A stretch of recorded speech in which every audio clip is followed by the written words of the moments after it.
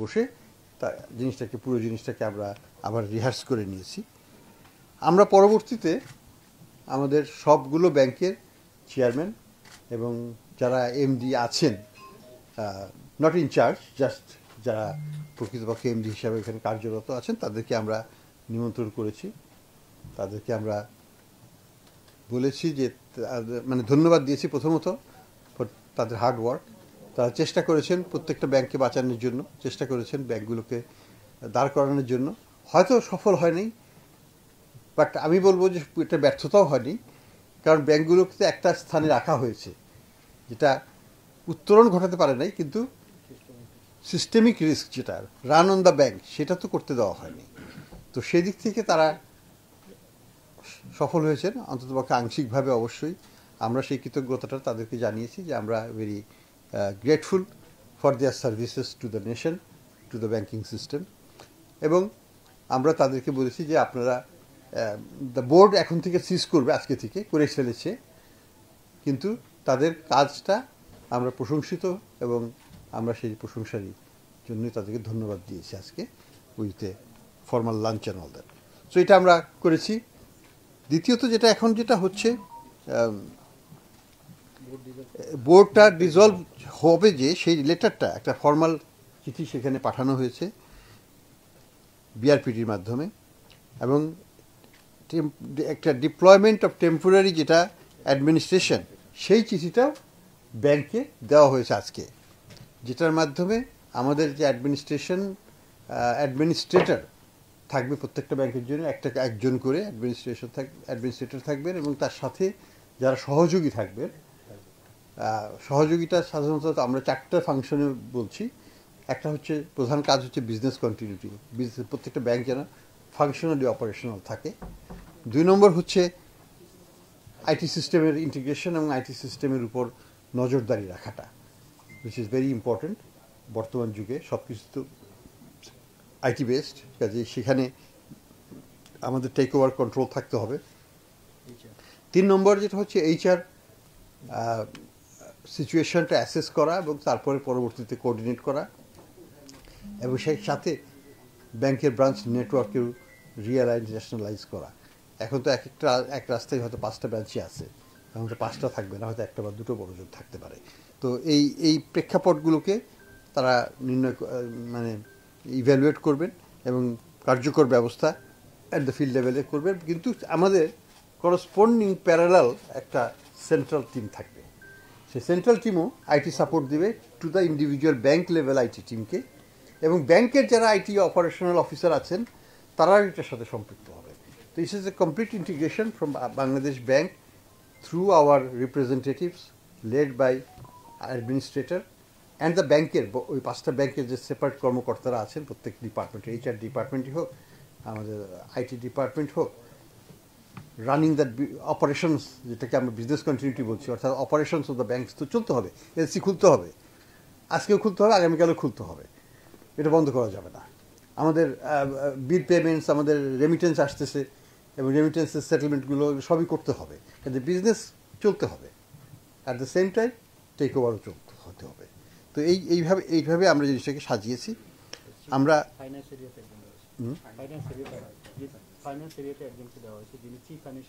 হ্যাঁ, আর ওই আমাদের তো আলটিমেট বটম লাইন তো হচ্ছে financial management of the banks, যে কারণে ব্যাংকগুলোর আজকের এই অবস্থা। তো এই ফাইন্যান্সিয়াল ম্যানেজমেন্টের নিয়ে আমাদের যে স্ট্র্যাটেজি আছে সেটা তো আমরা সরকারের কাছে দিয়েছি, এবং সেটার ভিত্তিতে রেজলিউশন প্রসেসটা হচ্ছে। প্রত্যেকটা ব্যাংকে ফাইন্যান্সিয়াল সিচুয়েশনকে ক্লোজ একটা অবজারভেশনে রাখতে হবে আমাদেরকে, যাতে এটা ফার্দার ডেটোরিয়েট না করে, এবং কোনো কিছু হলে সেটা যেন আমাদের নজরে নিয়ে আসে। এখানে বড় একটা রোল হবে, যখন মার্জার হয়ে যাবে তখন আমরা লিকুইডিটি সাপোর্ট দিতে পারবো, সরকার থেকে লিকুইডিটি সাপোর্ট দিতে পারবে, এবং সেই টাকা তখন আমাদের যে 75 লাখ এখানে ডিপোজিটার আছে তাদের কাছে আমরা পৌঁছে দিতে পারবো। তো সেই ম্যানেজমেন্টটাও কিন্তু সবচেয়ে গুরুত্বপূর্ণ একটা পার্ট হবে এটা। তো সব মিলিয়ে আমরা আশা করছি যে আমাদের এই রেজলিউশন প্রসেসটা যেটা আজকে শুরু হচ্ছে, আমরা আশা করছি সেটা একটা স্মুথভাবে আমরা সম্পূর্ণ করতে পারবো। এই পর্যায়ে আমরা কোনো ধরনের লে অফ ইত্যাদি কোনো চিন্তা ভাবনা করা হচ্ছে না।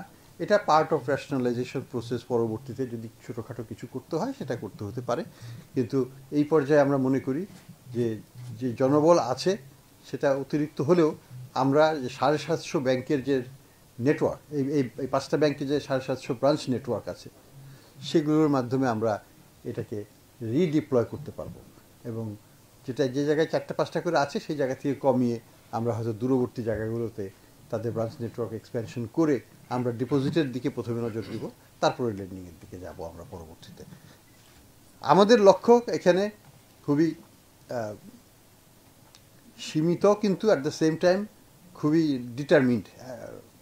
সেটা হচ্ছে 1 নম্বর, যে ব্যাংকটাকে আমরা একটা ভায়াবল প্রতিষ্ঠান হিসাবে সাকসেসফুলি অপারেশন করার জন্য যোগ্য করে তুলব। That's the challenge. সরকারি ব্যাংক হবে প্রথমে, কিন্তু এটা চলবে বেসরকারিভাবে, অর্থাৎ এটার ম্যানেজমেন্ট, ম্যানেজিং ডিরেক্টর, বোর্ড ইত্যাদি আলটিমেটলি বলতে আমরা বছরকে বছর বলছি না, কয়েক মাসের মধ্যেই আমরা 2-1 মাসের মধ্যেই আমরা এটাকে হয়তো রিকনস্টিটিউট করে এটা এখানে প্রফেশনাল লোকজনকে আমরা নিয়ে আসবো, এবং with the market base salaries আর এভরিথিং। এটা বেসরকারি ব্যাংকের মতোই, সরকারি ব্যাংক হিসেবে বেসরকারি ব্যাংকের মতোই চলবে। সরকারি পে স্কেল ইত্যাদি এখানে আসবে না। অর্থাৎ যারা বর্তমানে যারা যে বেতন পাচ্ছেন তারা সেই বেতনই বর্তমানে পাবেন। পরবর্তীতে আমরা ডিক্লেয়ার করব যে স্যালারি স্ট্রাকচার ন্যাশনালাইজেশন দ্যাট, সেটা আস্তে আস্তে হবে। হঠাৎ করে কোনো ইউনিফাইড একটা সিস্টেমে এখানে চেঞ্জ করা হবে না, যার মতো আছে সেভাবেই থাকবে। ধীরে ধীরে আমরা এটাকে মার্চ করে একীভূত করব। সেটা একীভূত প্রক্রিয়াটা হয়তো 1 বছর লাগতে পারে, 2 বছরও লাগতে পারে, যাই লাগুক সঙ্গত কারণে যেটুকুই লাগবে সেটুকুই আমরা অ্যালাউ করব, কিন্তু অ্যাট দ্য সেম টাইম আমরা চাইব যেটা যেন দ্রুততার সাথে এই একীভূতকরণটাও সম্পূর্ণ হয়। কবে হবে আমি কিছু প্রেডিক্ট করব না, কিন্তু আমরা দ্রুততার সাথে করার চেষ্টা করব, এটাকে স্ল্যাক রাখা যাবে না। আমাদের লক্ষ্য হচ্ছে খুবই অ্যাম্বিশাস। এই ব্যাংকটা হবে সবচেয়ে শক্তিশালী ফাইন্যান্সিয়াল ব্যাংক। এখানে পেইড আপ ক্যাপিটাল হচ্ছে 35,000 কোটি টাকা। বাংলাদেশের সর্বোচ্চ পেইড আপ ক্যাপিটাল আছে 1500 কোটি টাকা। কাজে এখানে বুঝেন এটা কত গুণ বেশি। এই ব্যাংকের বর্তমান ডিপোজিটের 75 লক্ষ আছে, এবং এটা ভবিষ্যতে আমরা দ্রুততার সাথে বাড়ানোর চেষ্টা করব। আমরা মনে করি যে Islamic banking has a future in Bangladesh. আমরা এই ধরনের শরিয়া কাউন্সিল, শরিয়া বেসড বোর্ড এবং ইত্যাদি করে এটাকে পরিচালনা করব। এটার মাধ্যমে আমরা খুবই আশাবাদী যে ডিপোজিটাররা এখানে তাদের আস্থা রাখবেন। যেটা হয়ে গেছে সেটা হয়ে গেছে, কিন্তু ভবিষ্যতে যে জিনিসটাকে আমি এমফেসাইজ করব, 1 নম্বর, প্রথমে এটা সরকারি ব্যাংক, কাজে কারোর কোনো ভয়ের কিছু নাই।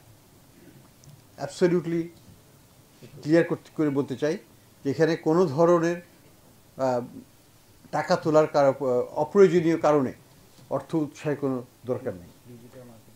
আমরা প্রত্যেক ডিপোজিটারকেই মার্কেট বেসড ইন্টারেস্ট রেট দেব ডে 1 থেকে, যেদিন থেকে একীভূত হবে, হ্যাঁ সেদিন থেকেই প্রফিট দেওয়া হবে বাজার ভিত্তিক রেটে। কাজে কারোই কোনো সঙ্গত কোনো কারণ থাকবে না টাকা তুলে নেওয়ার জন্য। এটা একটা বড় ইস্যু যেটা আমরা অ্যাসিওর করতে চাচ্ছি। দ্বিতীয়ত হচ্ছে, হ্যাঁ, to prevent any quote unquote unforeseen run যদি হয়, সেই জন্য কিছু সেফগার্ড রাখতেই হয়। যে কোনো মার্জারের সময়, যে কোনো লিকুইডেশন মার্জার ইত্যাদির সময় সেফগার্ড রাখতে হয়। অর্থাৎ আমি যদি আমার এখানে 200 কোটি টাকা থাকে, আমি যদি কালকে যে বলে আমি 200 কোটি টাকা দিয়ে দাও, তাহলে সবাই যদি এসে লাইন করে দাঁড়ায়, কোনো সময় কোনো ব্যাংকই পৃথিবীতে টিকবে না। কাজে এখানে কিছু ডিসিপ্লিন রাখতে হবে, এবং এই কীভাবে এটাকে করা হবে, 2 লক্ষ টাকার নিচে মধ্যে যারা আছেন তারা 100% টাকাই তুলতে পারবেন, কোনো অসুবিধা হবে না। তার পরবর্তীতে কি হবে সেটা আমরা গেজেট নোটিফিকেশন করে আপনাদেরকে আপনাদের মাধ্যমে জনগণকে, ডিপোজিটরদেরকে জানিয়ে দেওয়া হবে যে সেখানে আমরা কিভাবে তারা টাকা তুলতে পারবেন ধাপে ধাপে এবং সময়ের সাথে। এটা একটা ডিসিপ্লিন ওয়েতে করতে হবে, একটা রেশনাল ওয়েতে করতে হবে, যাতে ব্যাংক হঠাৎ করে একটা বড় রকমের লিকুইডিটি ক্রাইসিসে না পড়ে যায়। তবে আমি ডিপোজিটরদের উদ্দেশ্যে বলবো, আপনারা যেটুকু প্রয়োজন সেটুকুই তুলবেন, তার বেশি তুলবেন না। 2 লক্ষ টাকা আছে বলে যে 2 লক্ষ টাকায় তুলে ফেলতে হবে তাও না, কারণ এই ব্যাংক অন্য যে কোনো ব্যাংকের চাইতে শক্তিশালী ব্যাংক হবে এবং ফাইন্যান্সিয়াল ফাউন্ডেশন অনেক শক্ত। আর কিছু বলবেন আপনি? যে তারল্য সম যদি থাকে তারল্য কাছে তাহলে 30% তারা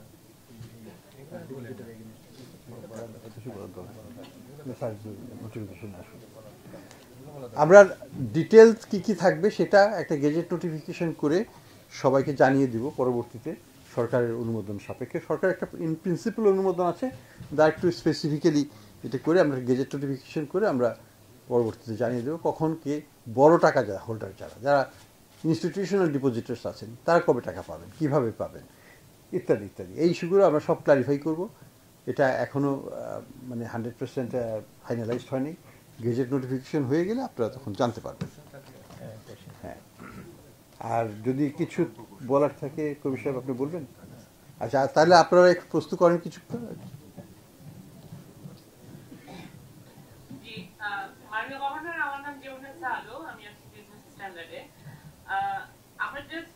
আমি কিউরিয়াস একটা জিনিস নিয়ে, যে ফেব্রুয়ারিতে ইলেকশন, অনেক মানুষের প্রশ্ন আমাদের কাছে আসে যে এখন যে প্রসেসে আপনারা আছেন সেই প্রসেসটা ইলেক্টেড গভর্নমেন্ট আসলে চাইলে বন্ধ করে দেওয়ার মতো ক্ষমতা রাখে কিনা, এরকম কোনো আইনি ব্যাপার আছে কিনা।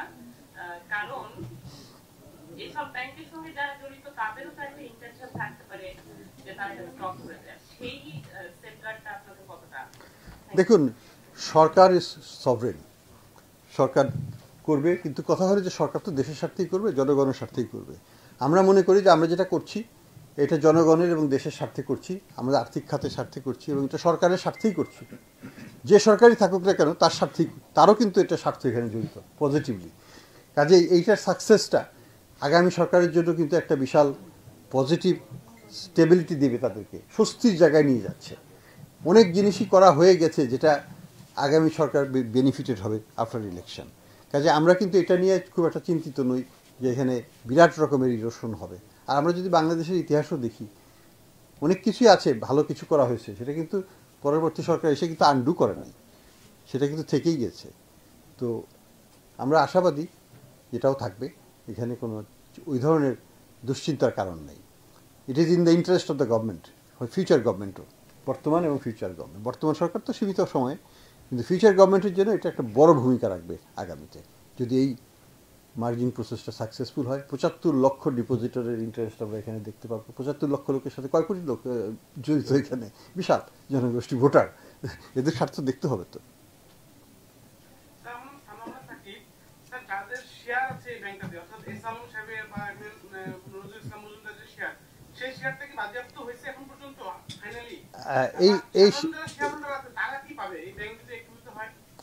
আমি বলি, এখানে আমরা ইন্টারন্যাশনাল প্র্যাকটিস এবং আমাদের যে ব্যাংক রেজলিউশন অর্ডিন্যান্স আছে সেটাকে আমরা ফলো করব। ইন্টারন্যাশনাল বেস্ট প্র্যাকটিস যেটা পৃথিবীর সব দেশে যেভাবে হয়ে থাকে সেটা হচ্ছে যে শেয়ার হোল্ডার্স ইকুইটি, এটা প্রকৃত মূল্য কত, 10 টাকার যে শেয়ারটা ছিল সেটার নেট অ্যাসেট ভ্যালু কতখানি। আমাদের হিসাবে সেটা নেট অ্যাসেট ভ্যালু হচ্ছে 350 টাকার নেগেটিভ বা 420 টাকার নেগেটিভ, এরকম সংখ্যা।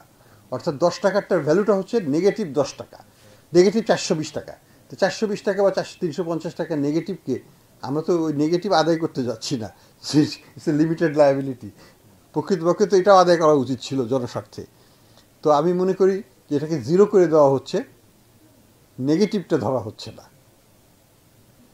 কাজে কেউ কিছু পাবে না, এটুকুই বলতে পারি।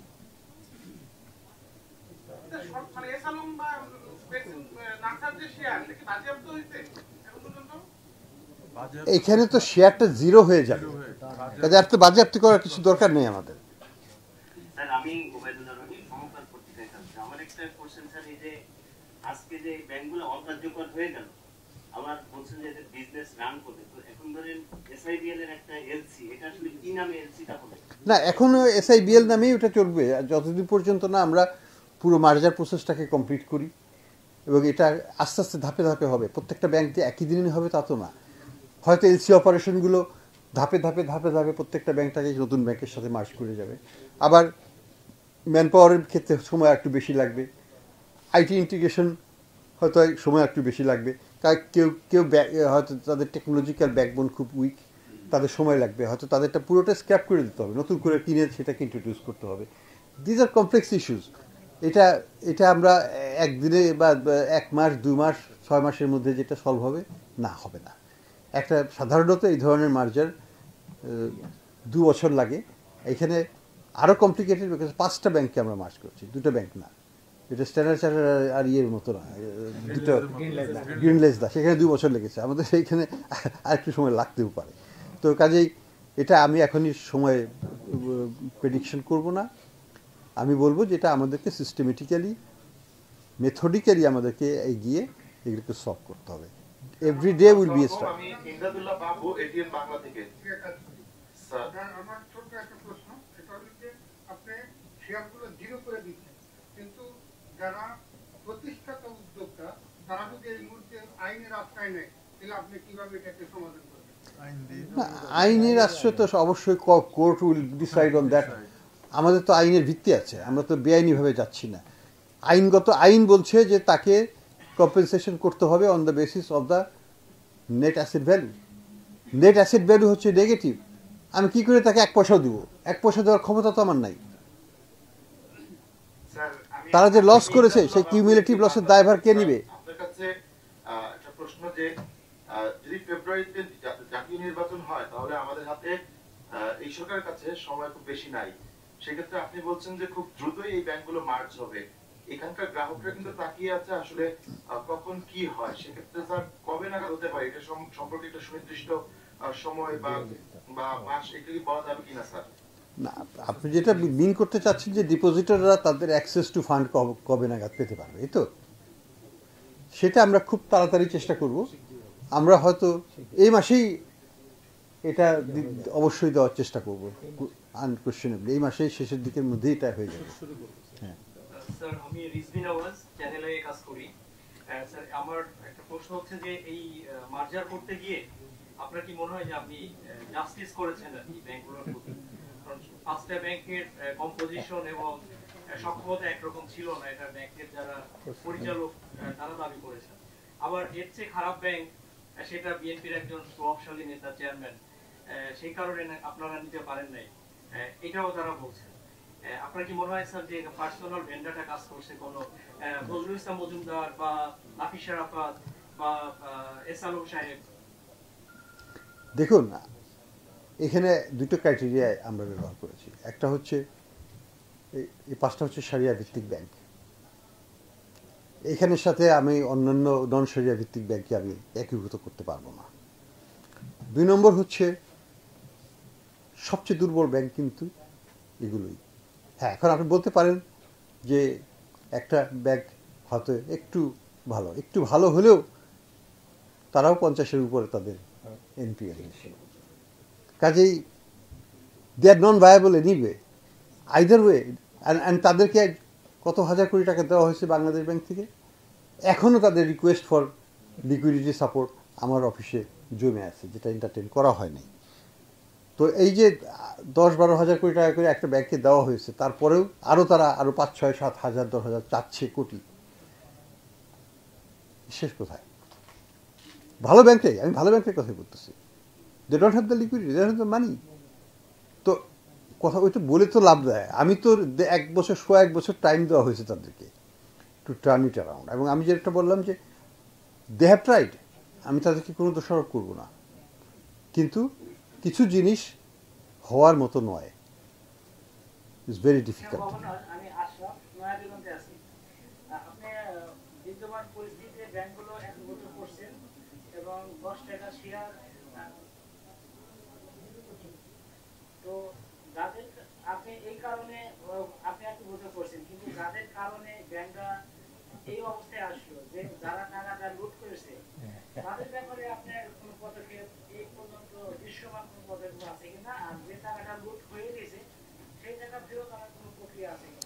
না, তাদের ব্যাপারে দৃশ্যমান কোষের ব্যাপারে আমি বলবো, যেমন অনেকগুলোই মামলা করা হয়েছে বাংলাদেশে, মামলা চলমান আছে, অনেকগুলো ইনভেস্টিগেশন চলছে। এসালামের এক্সিস্ট প্রায় আমার মনে হয় 30টার মতো মামলা হয়ে গেছে অলরেডি।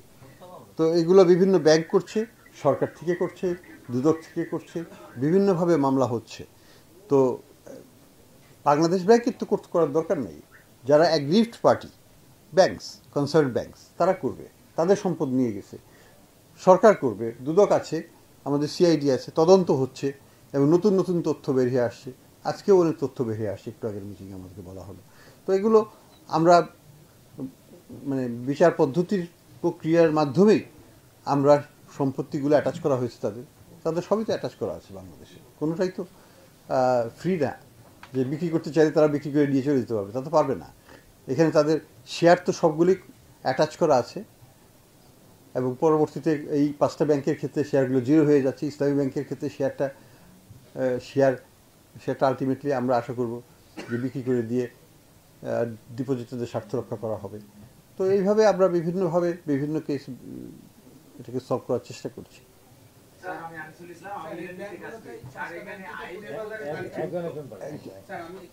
এই 5টি ব্যাংকই তো পুঁজিবাজারে তালিকাভুক্ত।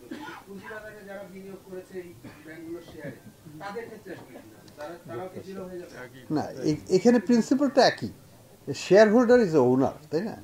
যত ছোট একটা ভগ্নাংশই হোক না কেন, তো অ্যাজ এ ওনার তার অ্যাসেটের ভ্যালুটা কতখানি, শেয়ারের ভ্যালুটা কতখানি, আমি যেটা আগে বললাম, শেয়ারের ভ্যালুটা যদি 350 টাকা নেগেটিভ হয় বা 420 টাকা নেগেটিভ হয়, তাহলে কিভাবে বাংলাদেশ ব্যাংক বা আমরা কিভাবে তাকে 1 টাকাও দিতে পারবো? এটা একটা বড় ইস্যু। 2 নম্বর ইস্যু হচ্ছে এখানে মোরাল হ্যাজার্ডের ইস্যু আছে। আজকে যদি আমরা এখানে বলি যে শেয়ার হোল্ডারদেরকে আমরা বেল আউট করব, তাহলে এটা শেষ কোথায়? তাহলে মানুষ কি রিস্ক অ্যাসেস করবে? বিনিয়োগের সময় তো আমাকে তো বিনিয়োগকারী হিসাবে রিস্কটাকে অ্যাসেস করে নিতে হবে।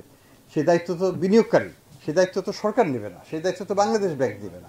You are investing your money, if you make money it's yours, if you lose money that's also your. সরকার এখানে পজিটিভ দিকেও যাবে না, নেগেটিভ দিকেও যাবে না, নিজ দায়িত্ব পালন করবে।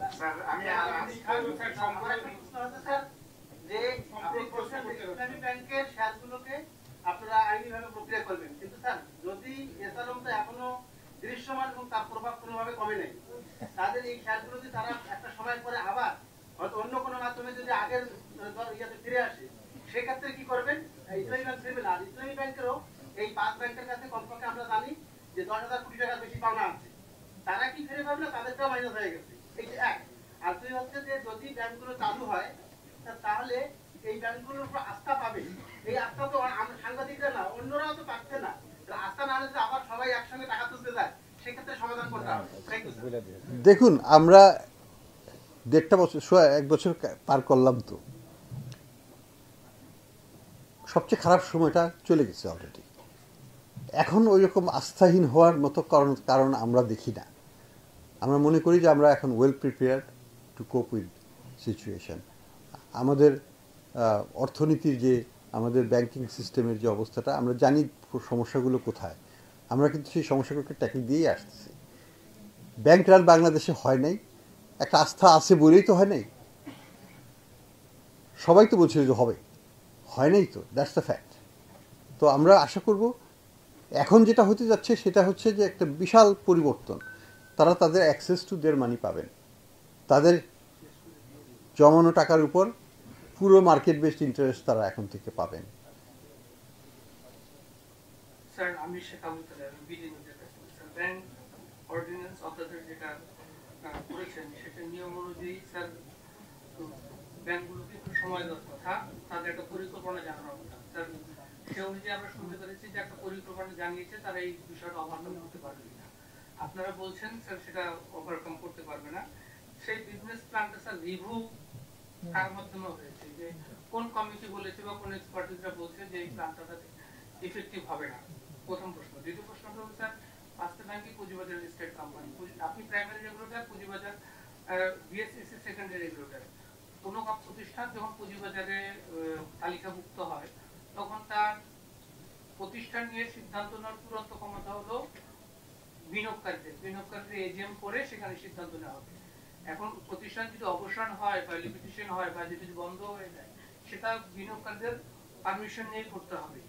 সেই ক্ষেত্রে বিএসএসির আইনের সঙ্গে আপনাদের এই আইনের সাংঘর্ষিক অবস্থানটা দাঁড়াচ্ছে কিনা, যদি আদালতে যায় তাহলে আপনাদের অবস্থানটা কেমন হবে? আদালতের ব্যাপার আদালত ডিসাইড করবে, সেটার ব্যাপারে আমি কোনো জাজমেন্ট দেব না। আমি যেটুকু বলবো সেটা হচ্ছে ব্যাংকের আর্থিক প্রতিষ্ঠান এবং ব্যাংকের পরিচালনার যে আইনগত সেটা একটা নন ব্যাংকের পরিচালনা এবং আইনগত দিকের সাথে মিল থাকে না। ব্যাংক হচ্ছে একটা সিস্টেমিক অর্গানাইজেশন, এটা কোলাপস করলে লক্ষ লক্ষ পরিবার ক্ষতিগ্রস্ত হবে। এটা শত বা হাজারের সীমাবদ্ধ থাকবে না, লক্ষ লক্ষ 75 লক্ষ পরিবার এখানে ক্ষতিগ্রস্ত হবে। 75 লক্ষ হলে পরে কত কোটি টাকা জনগণ এখানে ইম্প্যাক্টেড হচ্ছে। এই জিনিসটাকে নিয়ে এই শেয়ার হোল্ডারদের হাতেই যে এটার দায়িত্বভার থাকবে, এটা পৃথিবীর কোনো দেশে নাই। এই দায়িত্বটা, এটা ওভারসি করার দায়িত্ব হচ্ছে রেগুলেটরের। ব্যাংক ইজ এ রেগুলেটেড প্রতিষ্ঠান। রেগুলেশনের বাইরে গেলে ব্যাংকে লিকুইডেট বা ব্যাংকে শাস্তি দেওয়া বা ব্যাংকে সঠিক পথে নিয়ে আসার দায়িত্ব রেগুলেটরের। সেই দায়িত্বটা আমাদের পালন করতে হবে। হয়তো আরও আগে করতে পারলে ভালো হতো, হয় নাই, এখন করতে হবে। স্যার, আমি আনাস 71 টিভিতে কাজ করি। এই যে 5টা ব্যাংকের কথা বলা হচ্ছে, না বিভিন্ন সময় বন্ড ইস্যু করে 4000 কোটি টাকার মতো টাকা নিয়েছে। এই যে বন্ড ইস্যু করে যে টাকা নিয়েছে, এটার আসলে কি হবে? আমরা প্রত্যেকটা লায়াবিলিটিকেই সেটেল করার চেষ্টা করব। এই বিষয়ে আমি যেটা আগেই বলেছি যে আমাদের যে গেজেট নোটিফিকেশনটা, সেখানে সুস্পষ্টভাবে আমরা বলে দেব কে কোন ধরনের ইনভেস্টর বা বিনিয়োগকারী, এই ব্যাংকের আমানতকারী বিনিয়োগকারী যারাই থাকুক না কেন, তারা কিভাবে ফুললি কম্পেনসেটেড হবেন ওভার টাইম, সেটা আমরা গেজেট নোটিফিকেশনে সুস্পষ্টভাবে বলে দেব। কিন্তু পাবেন। ইসলামী ব্যাংকে যদি 10,000 কোটি টাকা এখানে থাকে, ইসলামী ব্যাংকও সেটা পাবে এক সময়, বা শেয়ার হয়তো পাবে, কোনো না কোনোভাবে পাবে। আপনারা মনে রাখবেন ইবিএল এর ক্ষেত্রে কী হয়েছিল, ডিপোজিটরকে শেয়ার দেওয়া হয়েছিল। আজকে সেই শেয়ারের ভ্যালু কি আসলে ডিপোজিটরের চাইতে বেশি ছিল না? আলটিমেটলি তো তারা গেইনার হয়েছে। আমিও কনফিডেন্ট এই ক্ষেত্রে the planning and the resources যেটা গভর্নমেন্ট কমিট করছে এখানে, আমরা যেটাকে করছি, it's much better then EBL এর যে ম্যানেজমেন্ট করা হয়েছিল। আমরা এখানে যাদেরকে শেয়ারও দেওয়া হবে, they will get much more from their share value. আমার নাম সবুজ, আমি আমি টাইমস অফ বাংলাদেশে আছি। আমার ছোট্ট দুটো প্রশ্ন। একটা হলো, আমরা বলছি মার্জার, এটা আগে আসলেই মার্জারের সংজ্ঞায় পড়ছে কিনা, আমার একটা মৌলিক প্রশ্ন। 2 নম্বর প্রশ্ন হলো, এই ব্রিজ ব্যাংক হওয়ার পরে এই ব্যাংক আবার যে এসালন যে কিনে নিতে পারবে না, আপনি তো সব গভর্নমেন্ট 3 বছর বা 2 বছর রাখবে, এরপরে তো কোনো প্রাইভেটাইজেশন হবে, তখন যে এসালন এই ব্যাংকের শেয়ার নিতে পারবে না বা অন্য করে নিতে পারবে না, তার নিশ্চয়তা আপনারা কিভাবে করবেন? দেখুন, কোর্ট সিস্টেমের মাধ্যমে এসালমের বিরুদ্ধে বা যারাই কোনো ধরনের অপকর্ম করেছে তাদের বিরুদ্ধে তো সরকার আইনগত ব্যবস্থা নিচ্ছে। কোনোভাবেই তারা ফিট অ্যান্ড প্রপার টেস্টে আবার বাংলাদেশের ব্যাংকিং খাতে বা এসে কোনো একটা অবস্থান নেবে, এটা আমি অন্তত কল্পনা করি না, আশা করি না। আমাদের দেশ ওই পথে যাবে সেটা আমরা চিন্তা করতে পারি না। আমরা অবশ্যই আশা করব যে যারা অপকর্ম করেছেন তারা আইনগতভাবেই চিরকালের জন্য বাংলাদেশের আর্থিক খাত থেকে বিতাড়িত হয়েছেন।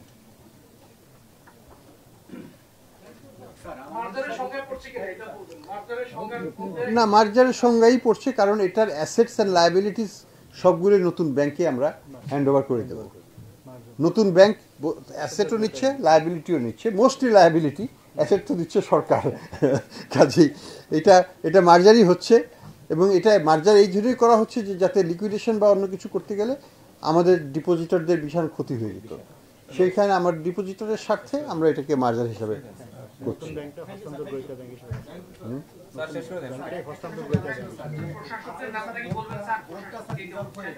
যে 5টা ব্যাংকে আসলে 5 জন কে দায়িত্ব পাচ্ছে, আমরা নামগুলো নিয়ে বিভ্রান্তি হচ্ছে, যদি নামটা বলা পসিবল হয়। আরেকটা বিষয় স্যার জানার যে গ্রাহকদের টাকা ফেরতের বিষয়টা, অনেকেই আছে ক্যান্সার আক্রান্ত, অনেকেই জমানো টাকা ব্যাংকে রেখেছিল, এক্স্যাক্টলি রোড ম্যাপ বলা পসিবল কিনা, সাধারণ গ্রাহকরা হবে আসলে কবে থেকে টাকা ফেরত পাবে? এক্স্যাক্ট টাইমিং বলবো না, বাট এই মাসের মধ্যেই হওয়া উচিত বলে আমরা মনে করি। এখানে কিছু আইনগত প্রক্রিয়াগত বিষয় আছে যেটাকে 100% প্রেডিক্ট করাটা ঠিক নয়। আমাদেরকে স্টক টেকিংও করতে হবে যে 2 লক্ষ টাকা অ্যাসেট কারা কারা, কোন ব্রাঞ্চে, কোথায় তাদের অ্যাকাউন্টস, সেগুলো সব ঠিকঠাক করে নিতে হবে। টাকা সেখানে প্লেসমেন্ট করে রাখতে হবে। This are logistical, huge logistical ব্যাপার আছে। তো এগুলো করে আমরা আশাবাদী এই মাসের শেষ নাগাদ আমরা এখানে তাদের হাতে, যদি তারা চায় তাদের হাতে দিতে পারবো। কিন্তু আমি এটাও আশা করব যে আপনার তো টাকার তো সবার ইমিডিয়েট দরকার নেই, যাদের দরকার আছে তারা অবশ্যই টাকা তুলবেন, কিন্তু যাদের নাই তারা যেন অহেতুক টাকা না তুলেন, কারণ চিন্তার কোনো কারণ নাই।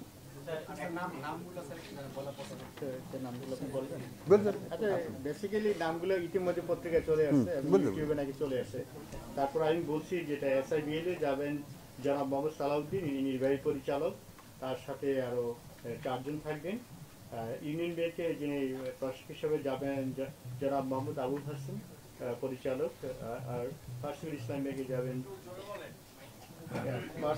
ব্যাংকে যাবেন জনাব মোহাম্মদ বদিউজ্জামান দিদার, নির্বাহী পরিচালক, এবং তার সাথে আরো 4 জন যাবেন। গ্লোবাল ইসলাম ব্যাংকে যাবেন জনাব মোহাম্মদ মাকসুদুজ্জামান, পরিচালক।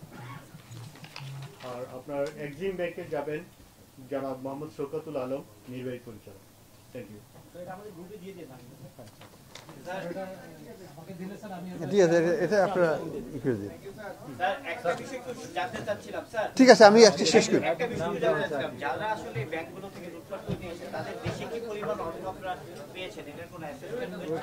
সেইটা তো সেপারেট চ্যানেলে লিগ্যাল প্রসেসে আমাদেরকে করতে হবে। এটার সাথে এটাকে লিঙ্ক করা যাবে না, কারণ ও টাকা কখন আসবে, কিভাবে আসবে, কতটুকু আসবে আমরা জানি না। Thank you.